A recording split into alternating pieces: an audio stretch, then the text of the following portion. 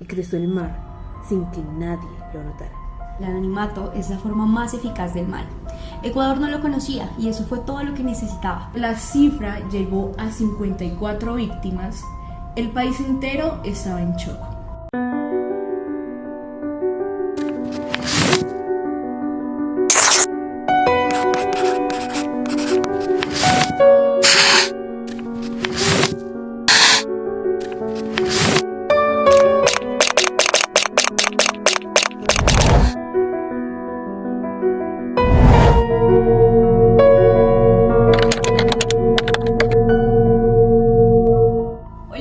Bienvenidos a un nuevo episodio de ¿Quién dijo miedo?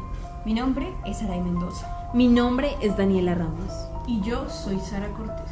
En este episodio seguiremos investigando al sádico del Charquito, el asesino de vírgenes, Daniel Camargo Barbosa.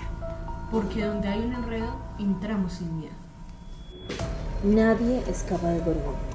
Esa era la regla no escrita, la certeza con la que los guardias tomaban el café por la mañana y los presos dejaban de soñar por las noches.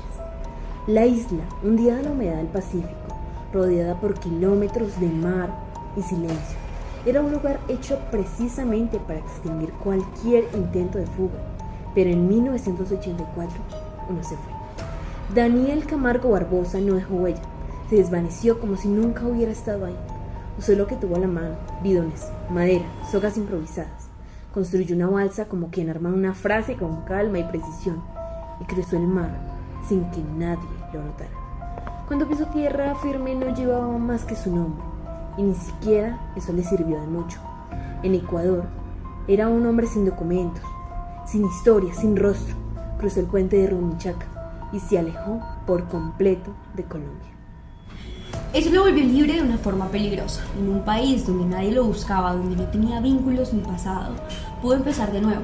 Y lo hizo, pero no como empiezan los que buscan redención, sino los que han descubierto que el anonimato es la forma más eficaz del mal. Ecuador no lo conocía y eso fue todo lo que necesitaba. Daniel Camargo se volvió sin problemas por Guayas, Pichincha, El Oro y los ríos. Llegaba, caminaba, observaba y la gente no decía nada. Era como si no hubiese estado ahí, no dejaba rastro. Se fue a Quito en busca de libertad, por temor de que las autoridades lo encontraran, ya que estaba muy cerca de la frontera. Cuando llega a la frontera, descubre que irse a Quito era su mejor opción, dado que allí las autoridades no lo buscarían, las autoridades colombianas. En Quito trabaja como vendedor ambulante durante un tiempo y luego parte a Guayaquil con sus últimos ahorros, ya que él sabía que dado el clima de la ciudad podía dormir en las calles. Allí se dedicó a su oficio de vendedor ambulante y desató la mayor violencia que ha vivido el centro de comercio ecuatoriano. Buscaba niñas y adolescentes, sobre todo de barrios pobres. Les hablaba con calma, con una cortesía que desarmaba. Les ofrecía trabajo, decía que vendía Biblias y además les prometía un regalo. Ganarse la confianza de sus víctimas para él era muy fácil. Después las llevaba lejos, a un bosque, a un camino de tierra, a un sitio donde nadie pudiera escuchar. El 18 de diciembre de 1984 secuestra a una niña de 9 años de la ciudad de Quevedo, en la provincia de Los Ríos de Ecuador. Al día siguiente, una niña de 10 años también desapareció. Allí luego las a veces con un cuchillo, otras con sus propias manos. Y no terminaba ahí. Camargo se tomaba su tiempo, mutilaba los cuerpos, borraba rastros, dejaba señales que confundían más de lo que explicaban. Lo hacía con método, con frialdad, como si supiera exactamente qué hacer para que nadie pudiera unir las piezas. Cuando empezaron a aparecer los cuerpos, ya era tarde. Primero fueron 3, luego 5. Después, los periódicos dejaron de contar con precisión. Para cuando la cifra llegó a 54 víctimas, el país entero estaba en shock. Ni siquiera la policía sabía qué decir. La prensa hablaba de una ola de criminales sin precedentes. las calles con el miedo de siempre multiplicado. La versión oficial apuntaba a una banda, un grupo de violadores, tal vez satánicos, tal vez extranjeros. Empezaron a circular rumores, unas camionetas rojas y hombres rubios de acento italiano que las llevaban a un barco para ser prostituidas. Sin embargo, nunca se encontraron pruebas de estos. Se formaron escuadrones armados para patrullar caminos rurales. Se hicieron redadas. El miedo convirtió a cualquier extraño en sospechoso. Y mientras tanto, el verdadero culpable seguía caminando como si nada. Hubo recomendaciones absurdas.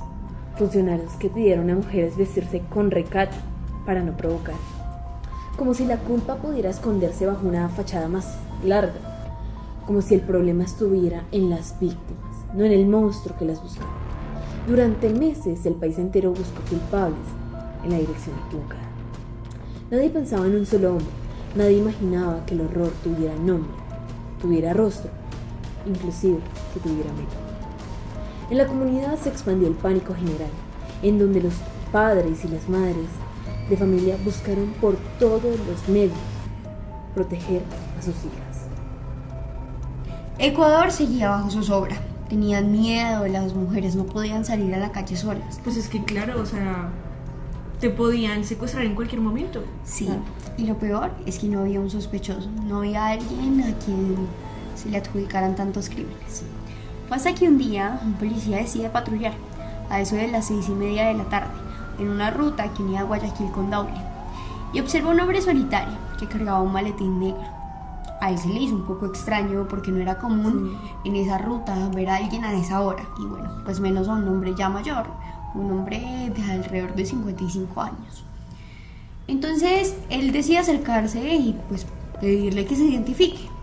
El hombre, muy amable, muy sereno, muy tranquilo, le pasa su cédula y el policía nota que la foto en la cédula está un poco borrosa y allí se puede observar el nombre de Carlos Manuel Honorio Solís.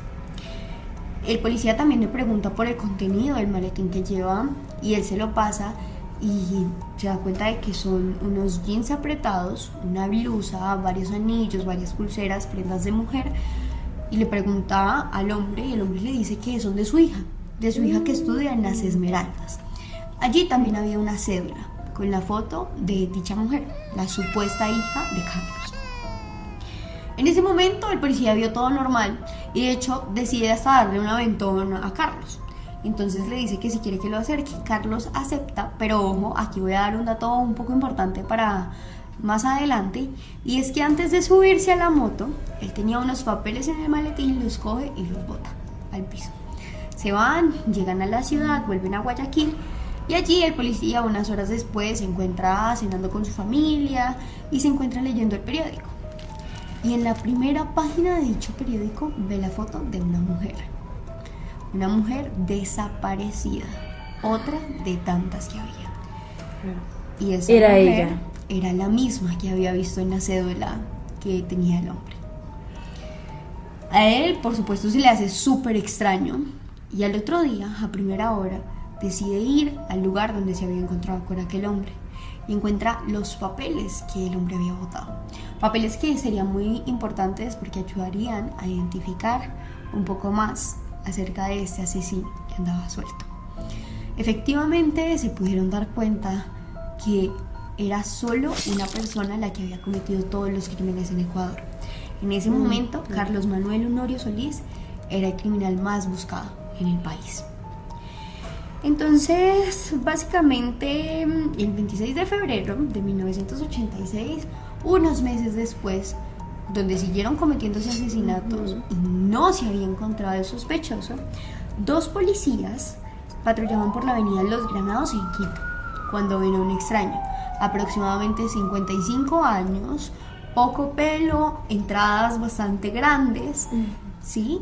Fornido, con un cuerpo bien trabajado y más o menos de 1,65 m de estatura. Coincidía con la descripción que el primer policía había dado sobre Carlos. Entonces, pues ellos deciden acercarse a este hombre que cojeaba y además cargaba un maletín negro bajo su hombro. El mismo del primero. Exacto. El primer asesinato. Entonces ellos le dicen que por favor se identifique. Cuando le pasa la cédula, se dan cuenta de que es Carlos. Le piden que por favor muestre lo que tiene en el maletín y allí los dos policías encuentran la ropa de una niña de aproximadamente 8 años de edad, la cual sería identificada después como su última víctima conocida, Elizabeth Telpes, una niña asesinada tan solo unas horas antes del encuentro con estos policías. Cuando pasa esto, uno de los dos policías coge su arma y la apunta y le dice que se encuentra arrestado. El asesino obedece, no dice nada, se mantiene en silencio mientras lo trasladan a la estación de policía Una de nacional. sus facetas es que era muy tranquilo, nunca mostraba ninguna objeción, o sea, nada. No, y siempre fue así ante los policías, ¿no? Sí, Siempre utilizó como esa personalidad. esa persona. Claro, y una vez lo arrestaron, allí pues estaba callado.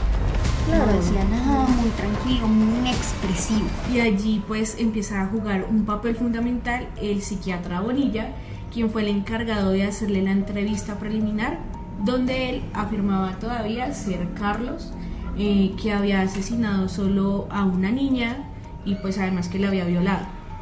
Claro. Y también afirma que hacía parte de un grupo criminal de violadores en los cuales también participaban otros sujetos llamados Jaime Rodríguez y Jorge Chávez, para poder desviar un poco como Sí, a la claro, policía de que el solo era él. proceso.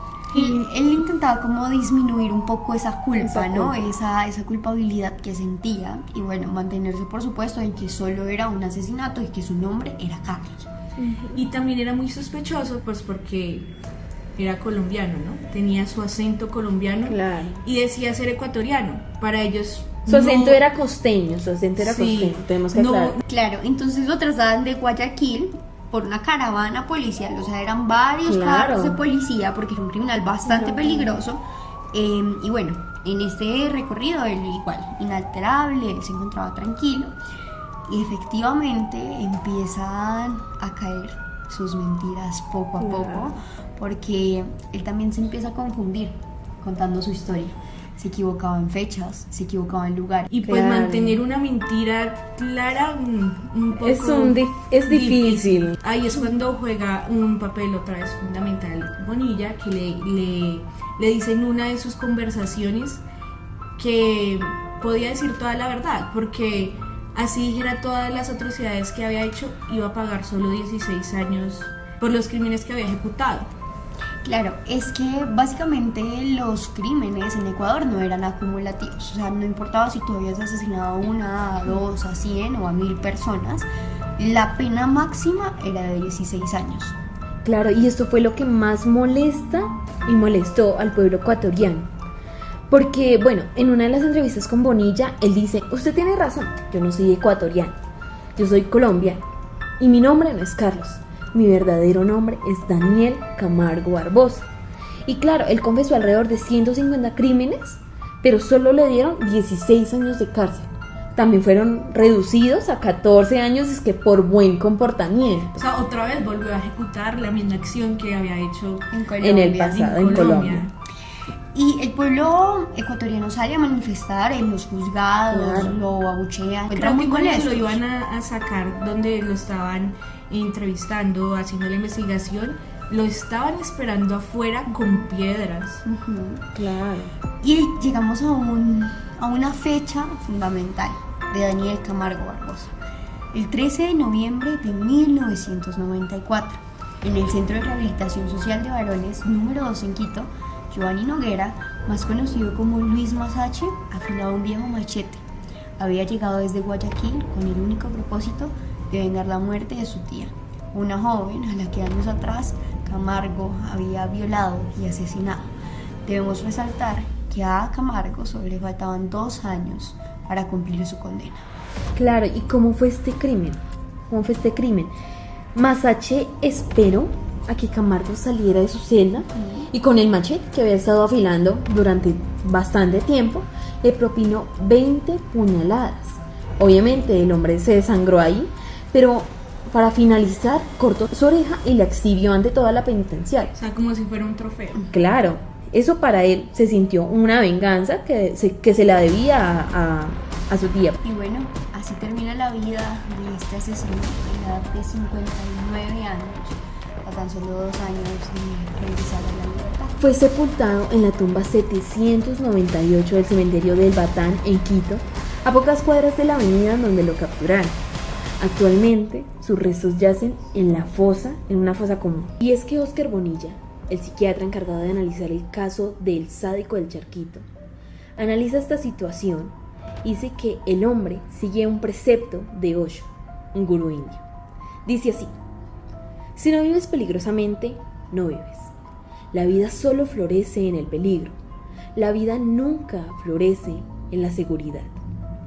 Cuando todo está yendo a la perfección, fíjate, te estás muriendo, no pasa nada. De acuerdo con Bonilla, Camargo tenía una personalidad psicopática que correspondía al tercio de los criminales irrecuperables, puesto que su actuación era sistemática, y esto fue contribuido a los abusos de su madre y a los abusos del sacerdote que abusó de su hermano.